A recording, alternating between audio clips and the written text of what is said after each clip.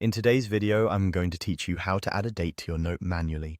This is a simple, reliable approach that works the same way across almost any notes app.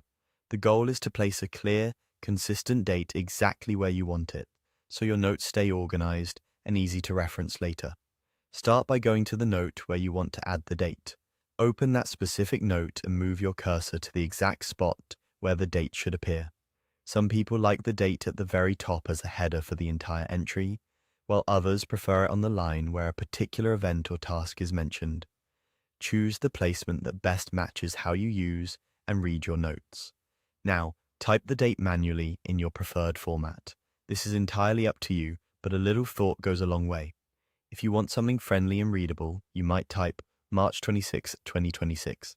If you're used to numeric formats, you could go with 3/26/2026 or 26/03/2026, depending on your region. If you care about sorting and consistency across many notes, consider the ISO style 2226 of 326. It sorts naturally in chronological order, and it's easy to scan.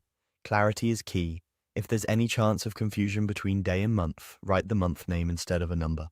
You can also include the day of the week for context, like Tuesday, March 26, 2026, which can be helpful when reviewing meetings or deadlines. If time matters, add it right after the date, for example, March 26, 2026, 2:30 p.m. All of this is still part of the same action. You're simply typing the date details you need.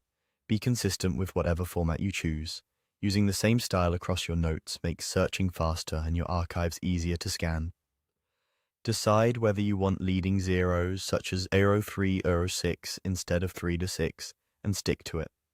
Consistency also helps if you later export or copy your notes into another tool. Consider spacing and readability.